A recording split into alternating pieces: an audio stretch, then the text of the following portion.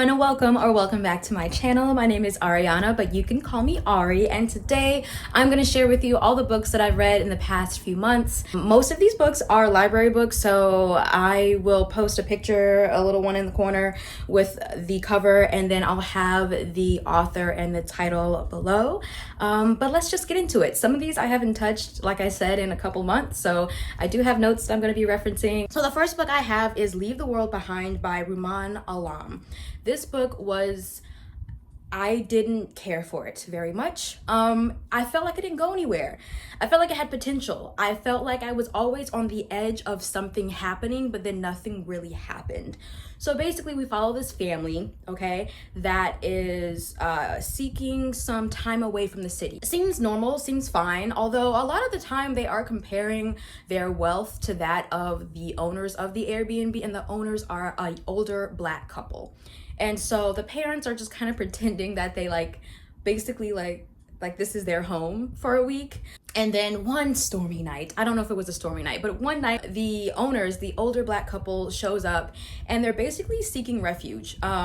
They're claiming to be the owners, although the family that's staying there doesn't seem to recognize them as the owners and isn't sure that they are who they say they are. A lot of back and forth between the husband and wife of the family. They end up letting this Black couple in, and upon doing so, there becomes a lot of racial, social tension, it seems, that the author is sprinkled in. I'm not sure where we're supposed to go with some of that information, but it seems like it's there underlying the whole situation. They drop a nugget and you think it's gonna turn into something, but nothing else actually comes of it. So it's a mid book for me. I think it had potential to give us something, some ooh-ah action, and it gave us nothing. So that's that. The next book was The List by Yomi Adegoke. Oh yes, I remember this. So there is this apparently famous Instagram couple. This was another book, if you can tell, that I didn't really like either. The man, the dude, the guy in the couple is posted on social media, and he's on this list, okay? Follow. He's on this list of harassers, abusers. He's been exposed. And so it goes viral, and the girl is they're not married yet, fiance. The girl is like, oh my God, my man's is on here. This can't be true. Now, I'm remembering the girl is also an advocate for women's rights. And so she's conflicted because that's her man's, but whenever other guys are exposed, she's very quick to jump on it. But she's holding back because she's wait, that's not my dude. My dude would never do that. It evolves in a way, low-key spoiler. So if you're gonna read this, I'm letting you know right now, spoiler right here. It evolves in a way that it's not him who did anything. He's actually basically innocent, but the way they did it, I don't know. Listen, I think when you're gonna write a book about such a sensitive topic, you gotta be careful about how you do it. And I didn't like the main guy that was accused because he just was victimizing him. I don't know, he didn't make the situation any better. He wasn't a likable person in the first place. So I had trouble with this one. I feel like I'm not giving good descriptions of these books so far, but the ones that I don't really like, it's kind of hard to go in on. So that was mid. The List was mid. A Love Song for Rick Wilde by Tia Williams is the next one I read, and not my normal genre. But it was cute, it was sweet, and I love books and games as well, where video games where the main character's opening a shop, a bookstore. In this case, it was a floral shop. She opened it from the ground up. She had family that didn't really believe in her. Her sisters were awful to her. She's kind of like Cinderella in a little bit, where she's the unfortunate one, but then she turns into the one that's blossoming, blooming, living the best life. There's a lot of magical realism, which I think is what drew me into this. It was solid read. I enjoyed it. Brooklyn by Tracy Brown. Girl, if you have read this book, you know. Brooklyn is the main character. We're also in Brooklyn. You see what's going on here. And so Brooklyn, the girl, the person, the character, is a roller coaster ride, okay? She is basically like feels misunderstood, has struggles with family life, not people not actually understanding who she is. She runs off. She gets into a lot of trouble, gets into a lot of like hardcore trouble, and starts living that life. She starts living the life, and she's like, you know, running things. She ends up running stuff.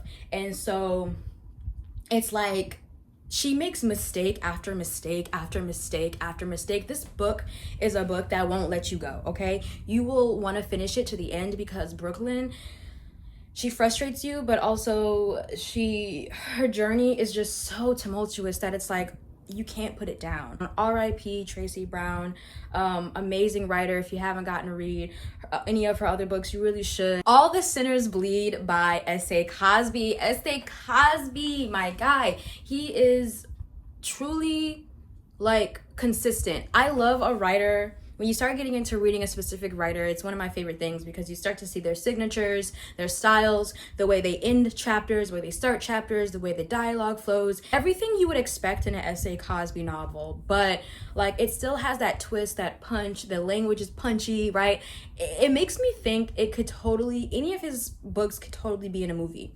I don't know if they're working on that or if they will. If y'all are, cast me, hire me, look for me. I love detective kind of books, right, where we get that perspective, and just like him going around town trying to figure out what happened, who these people are, and like the crux of it too being about him being a black man in this position and how that affects him and his world in like a predominantly white small town. Anything by him, I highly recommend.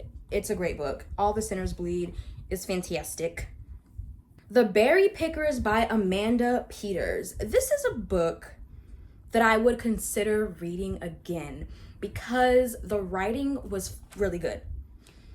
But some stuff just went over my head. I struggled with the order of things and the relationships that people have. Basically, the story is about this family, this native family who were berry pickers, and while the family was outside, the little girl, the sister, the daughter, the youngest of the family was kidnapped right under their nose, essentially. Like while they were all outside, she was kidnapped, and the family was devastated. It has never been the same. It's almost as if there's like this curse over the family, and it's changed who they are fundamentally. And a lot of them spend most of their lives looking for her, and how different generations were handling grief, and just how they dealt with life afterwards. And it was an interesting read, something that I felt like I should read again. But I recommend it, if not anything, for the writing alone. It was really nice. Okay, so the next book is Everyone Here Is Lying by Shari Lapena, and this book is your classic whodunit mystery novel with a great twist, a good twist, a solid twist. I recommend it. I like her writing. I think it's very classic thriller, right? Very classic mystery thriller, mostly mystery. There's this guy, and he's married and he's got kids, and he is having an affair, and he's trying not to get caught, but he shows up home early from like being at the motel with his mistress. He shows up to work from home early, and he finds out that his daughter Avery is home early, and he's like, why are you home? Like, I didn't think anybody would be home, you'd be at school. And like they have like an altercation or whatever, and like an altercation is not the right word. They have like discourse back and forth, and then he leaves. Like he just flees the house after their like argument, and to find later that she is missing. It makes it seem like he did something, and he could have, right? I'm not gonna tell you what happened, but it sets the scene up for him to be the murderer or the kidnapper. Curvy Girl Summer by Danielle Allen.